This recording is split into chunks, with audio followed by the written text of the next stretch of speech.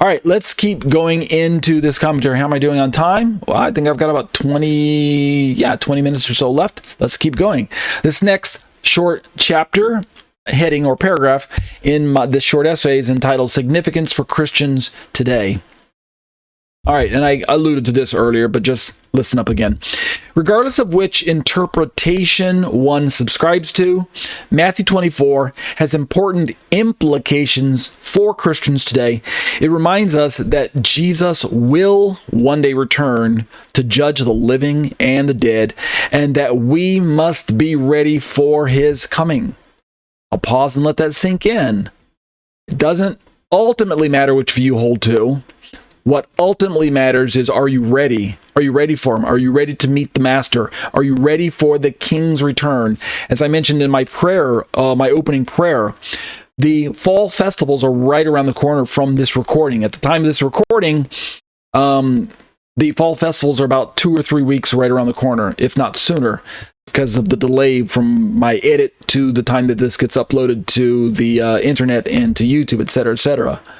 And the fall festivals open with the initial one of 3 main festivals, 4 if you count Shmini Atzeret as a separate one. But the first of the significant fall festivals is what the calendar calls Rosh Hashanah, or if you can't trill the R's and make it sound Hebrew-like, Rosh Hashanah. But the Hebrew name from the Bible is Yom Teruah, the day of the awakening trumpet blast, the day for blowing trumpets and blowing shofars. And the reason we blow the trumpet, or the reason we're commanded to blow the trumpet, is because God wants us to be aware of this theme of awake, O sleeper. The idea is that God's people at the end of the age, or at the time during the bringing in of the fall feasts, the people of Israel, or God's people, are spiritually asleep. And the shofar and the trumpet are the alarm clocks to wake us out of that spiritual slumber.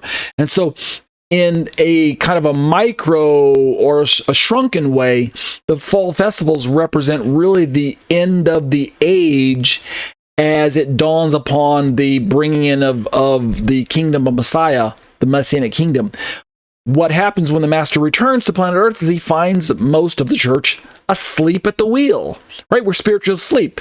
And so that's why I said in my commentary, regardless of which interpretation one subscribed to, we've got to be aware that Yeshua's words remind us that one day he is going to return to judge both living and dead, and that we must be ready. We must be awake. And this plays heavily into the themes of his second coming, particularly when it talks about the rapture. Are you going to be sleeping? Or I'm sorry, the rapture and the second coming. Are you going to be sleeping spiritually? Are you going to be ready? When we start getting later down into Matthew's rendering of the Olivet Discourse, Yeshua even takes a lot of time to talk about these parables about the 10 virgins and about the master who's gone away on a long journey and then comes back. I got that out of order, by the way. That's the master returning is the first parable, and then the 10 virgins, the 5 foolish and the 5 wise, is the second parable. But the theme is identical, which is why he repeats it, I believe. The theme of some of us are going to be sleeping. Some of us are not going to be ready and awake to meet the Master. And so for that reason, the general theme, the general consensus of planet Earth is that the return is going to be likened to a thief who breaks into a house in the middle of the night. The thief in the night is kind of the motif that even Paul picks up on in his letters to the Thessalonians, which we'll turn to in time. And why would a second coming be like a thief in the night? Because most people are asleep, including Christians, which is a really sad commentary on the church, right? You guys need to wake up. The church is in compromise. She's in spiritual lethargy. She is in she's watered down her morality and her ethics, and she's really just one step behind the world when it comes to those particular areas. And so when Yeshua returns, will he find people awake and waiting for him like the 5 wise virgins? Will he find them having their lamps trimmed and there's oil and they're ready to meet the bridegroom, right? Will the bride be ready to meet the bridegroom? We must be ready for his coming. All right, so sorry to step on the soapbox for a little bit. Let's return to my essay. I go on to say, it also teaches us to be vigilant and watchful, always looking for signs of his return. I have to add once more again, I apologize, but this is urgent, right? Given the nature of what we're talking about and the time frame in which we live. When Yeshua returns, he describes his return as being unexpected because of the general kind of sentiment and mind frame of the general world. So obviously the world is going to be eating, sleeping, and drinking, and marrying, and giving in marriage. It'll be just like the days of Noah we're going to read about when we start getting through the verses. It's because just like in the days of Noah that we read about in Genesis, the world at large had no expectation that there was going to be any disaster. It was going to befall them, the likes of a worldwide deluge, right? They didn't realize that the flood was going to wash them all away. They had no concept. Even though Noah preached to them, he preached to them that this was going to happen. He warned them in advance, but they didn't care. They didn't have ears to hear. Their eyes were not open to receive the truth. Thus will be the same for the end of the age when Yeshua returns. The world at large simply will not receive the love of the truth, and therefore, like Paul talks about in the book of Romans, God's going to give them over to a reprobate mind. And then he echoes again in the book of in his letters to the Thessalonians, the great deception is going to overtake them. So Yeshua's return is going to be like a thief in the night. And yet, Paul goes on to remind us that those of us, this is in the Thessalonian chapters, those of us who are part of Yeshua's body are not like those who are in the dark. He gives us credit if you're a genuine believer, because the Spirit lives inside of you, is going to bring about that warning, that urgency of the matter, right? Where we are expecting Yeshua's return, even though we don't know when. Indeed, Yeshua is going to admonish us to learn the lesson from the fig tree, to learn the lesson from whenever the seasons change, to be aware of the season of his return. We don't know the exact day, we don't know the exact hour, but we are supposed to be aware of the season based on the signs that are taking place all around us. So having said all that, on the one hand, the general world at large is going to be in the dark. They're clueless. They don't care. They don't know. They don't care. And that's their problem. But we as believers should not be in the dark, even though we don't know the exact day and hour of his coming. We should be aware of the general proximity, the closeness of his coming, just like those 5 wise virgins, those 5 wise brides were waiting with expectancy for the bridegroom to come. Even they don't know exactly when, but they knew he was going to return soon, and so they kept their lamps filled with oil and the wicks trimmed, and they were ready. By comparison, the 5 foolish virgins, you've read the story before, they just went to sleep. They fell asleep, and then when the time came, they're like, I'm paraphrasing, right? They're like, give us some oil. They're telling to the 5 wise ones, give us some oil to help us out. Please. And then they're like, no, we won't have enough for our own lamps if we give to you. So the bridegroom came and he met the 5 wise ones, and it went well for them. But the 5 foolish ones, he looked at them, he's like, sorry, don't know you. Yeah, don't be those, okay? All right, so let's keep reading through these words. I think I won't say any more on that matter until we get to the actual verses themselves. In this particular section, though, about Christian expectations and the way this impacts us and how we need to be prepared. In addition, Matthew 24 reminds us that the world is not our home. At least this era is not our home. When he brings the millennial kingdom to earth and establishes righteousness on the earth for 1,000 years, well, then for that brief time, this world will be our home for that 1,000 years, and then the eternal stage will be ushered in. So this era, this olam hazeh, is not our, to use a Hebrew term, which means this age. This age is not our home, but the olam haba is definitely our home. And so we shouldn't put our trust in earthly things, right? Yeshua said it best. Don't set your heart and your treasure on things on earth where moth and rust corrupts and where thieves break through and steal. but instead place your treasure, place your heart, place the importance and your focus on things in heaven where moth and rust don't corrupt and where thieves do not break through and steal. And he concludes by saying, for where your heart, where your treasure is, there your heart will be also.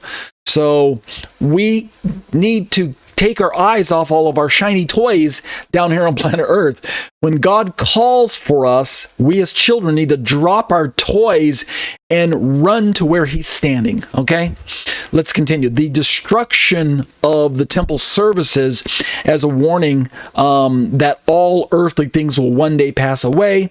Then we must focus on the things that are eternal. So Yeshua takes this opportunity to have this chat with his buddies, right, his disciples, to kind of give them an object lesson. I mean, they start out the whole discourse by saying, wow, look at the temple, how shiny, how bright, right?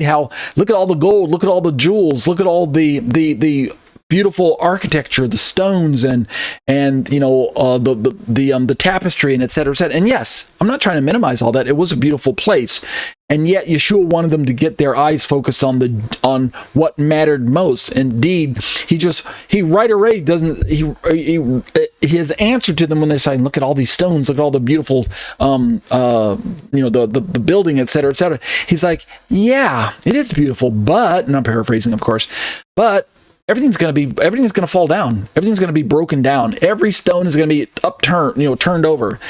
And that indeed took place literally when Titus and his armies destroyed the temple, and because of the intense heat, all the gold melted down in between the stones, and because they were greedy and wanted to get at that gold, they just tore each stone apart. All right. We've got about 10 minutes left in the study. Let me just introduce you to this idea of Matthew 24 and Revelation 6 through 7 parallels. I'm not going to really get into the verse-by-verse study tonight. Let me just scroll down and, wow, look at my chart. Just didn't show up on the screen. All right, I'll have to put that in post-production. So let me start talking about this parallel that is important for us, and then we will probably call it quits for tonight, and then we'll pick this up again next week. So this next paragraph heading is entitled Matthew 24 and Revelation 6 through 7 parallels. I go on to say, before we examine the striking parallels between Matthew chapter 24 and chapters 6 through 7 of the book of Revelation, let us first examine the following chart for reference purposes. And for those of you with me in the live class, you can see that when I scroll down, the chart is missing. And I think I did something wrong in my little, when I created this in Word document and then I transformed it into, converted it into an HTML document so I could read it on my browser, I broke the link between the chart and the document. So I'll just add this in post-production, so just pretend that you're looking at a chart. But for those who are looking at the chart, we'll take time to back up and look at this after I read through the notes next week. I'll add this in. I'll flash it on the screen for you in post-production, but we're not going to stop and look at each detail until we get to next week. Instead, what I'll do is I'll scroll down and read the paragraph notes that should be accompanying the chart, and there's some bullet points that we will be able to look at tonight. And here's what I have to say in my notes. As can be observed from the chart above, I'm just laughing because the chart's missing. Matthew chapter 24 and chapter 6 through 7 of the book of Revelation exhibit numerous similarities in their depictions of the culmination of times. Here are some key resemblances. So let's look at these bullet points because these are in my notes. So referencing the chart that didn't show up, but did in post-production. These are in no particular order, but point number 1. Indicators of the end times. In both Matthew 24 and Revelation 6, there's a portrayal of the signs indicating the conclusion of times, encompassing conflicts, scarcities, seismic disturbances, and oppression. In Matthew 24, 6 through 8, Jesus describes these signs as the initial labor pains, while in Revelation 6, 1 through 8, the 4 horsemen symbolize these signs. So this is what we're doing on purpose in order to recognize and put back together the details of Jesus' discourse in Matthew, Mark, and Luke, as they parallel what is going to end up giving John after he's already risen and ascended on high and sitting at the right hand of the Father. He then comes and gives John this revelation of the end time events after, as I understand it, after the destruction of the temple in 70 AD. I believe that John wrote his letter of the revelation of Jesus, the book of Revelations, in the 90s, which is what most scholars also agree with. Again, you have to be a preterist to disagree with the timing of the book of Revelation. You instead have to place it in the 70s or shortly before this. I'm sorry, not the 70s, but in the 60s, before the destruction of the temple, in order for your preterist perspective to hold some water. Indeed, that's the linchpin for preterism. If it can be proven without a shadow of a doubt, and unfortunately there are some doubts, but if it can be proven without a shadow of a doubt that the book of Revelation was written after the destruction of the temple, well, then preterism falls apart. And, it's a recent view anyway. It only came about around the 1500s or 1600s, sometime after the Protestant Reformation, etc., etc. So let's look at these parallels between these two sections of the Bible. Parallel number 2 is the martyrs. And I talk about how that both Matthew 24 and Revelation 6-7 depict the suffering and martyrdom of followers during the end times. I mentioned this during our studies of the Antichrist, that according to my understanding of the Bible, when the Antichrist rises to power and he eventually besieges Jerusalem, sets up his abominable idol or temple, abominable structure in the temple. We don't know what it will be. I mean, it's some sort of idol, some sort of figure of himself, or something that represents him, a number or his name or something like that. And he imposes worldwide worship of himself. He's going to begin this intense persecution against Jewish people and against Christians who name the name of Jesus. And thus, during that time, the Bible describes this intense martyrdom. Really, this is part of the intense tribulation that's going to overtake the entire world. And yet the focus of the Antichrist's persecution will be the martyrdom of those who refuse to take his mark or recognize his name or owe their allegiance to him. In other words, faithful Jews and Christians. And really anyone, you don't have to be Jewish or Christian, anyone who opposes him, he's going to target. So when we talk about martyrdom, we're primarily talking about those who are believers, but surely this will also include, he doesn't care, he's just going to eliminate anyone who tries to stand in his way.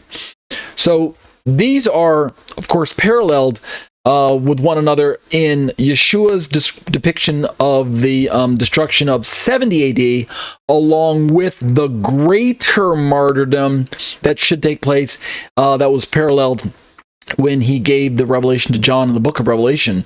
So what I'm alerting you to the fact is that obviously there was a martyrdom and what we might call the slaughtering of Christians in the first century, right, under Emperor Nero, and I think he was one of the most intense Christian haters of the Roman era at that time. And you can read about the horrific events that took place during that time in Fox's Book of Martyrs, a very famous book that has been preserved for us. So yes, there was martyrdom in the first century, but we understand from a near-far perspective, right, prophetic telescoping, that was just partial fulfillment to the martyrdom that should take place at the end of days in the 70th week. So let's keep reading this essay. I go on to say that in Matthew 24, 9-14, Jesus cautions that adherents will endure persecution and death for their faith, while in Revelation 6, 9-11, the souls of the martyrs seek justice. I might also remind you that when we studied through the book of Daniel, that Daniel already foresaw way back then via the revelation that was given to him, right? The prophecies and the dream and the visions, and the angel was interpreting for him. Go back and read Daniel chapter 2, chapter 7, and then chapter 9 particularly.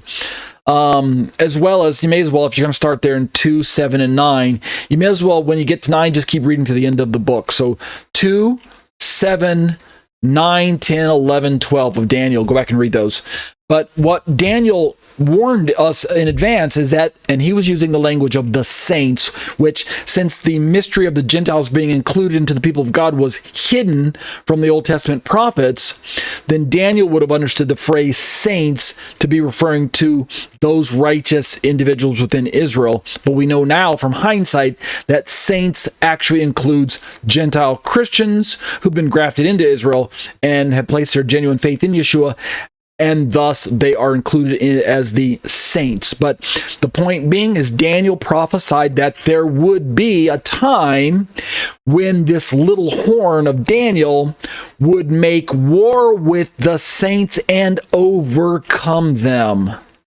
They would lose their lives, thus martyrdom. So it's no surprise when Yeshua is talking about the martyrdom of of Christians and genuine believers, right? He tells his disciples, be on your guard because they're going to haul you into synagogues, into the assemblies, and they're going to put you on trial, and they're going to take your life, right? Don't worry, because my Father's in control, and if you do live, I'll give you the words to say. I'll put the words in your mouth. Don't even have to think about what you're going to say in advance. But for many of you, you're just going to lose your life, right? Just settle it within your hearts that you're going to be martyrs, right? You're going to lose your life for my sake. So Daniel had already prophesied that this would happen, and thus when Yeshua is giving these details to his disciples, it shouldn't have been anything particularly shocking. Like, what? We're going to lose our lives? I thought we were overcomers. I thought we're going to win the day. I thought with you on our side, there's no one who can defeat us, right? If God is for us, who can be against us? Well, yeah, generally speaking, that's true, but, and I'm closing this, we'll break off here in the middle, and we'll pick this up next week. Yeshua wants us to know that there's a time that on God's calendar is actually set aside for the martyrdom. I mean, it's prophesied in Daniel, it's picked up again in Yeshua, and it's detailed in the book of Revelation. It's going to happen. It's not something that we can pray away and say, Lord, take this off your schedule. It's actually on the schedule. And so it's going to happen. We wish it wouldn't happen, but it's just part of God's plan. So that's going to do it for our look at eschatology, a biblical study of end-time events. We'll pick this up next week. We broke off right in the middle of looking at these parallels between the Olivet Discourse details and the book of Revelation, chapters 6 through 6 and 7. And we'll pick this up next week, but that'll do it for eschatology, a biblical study of end-time events.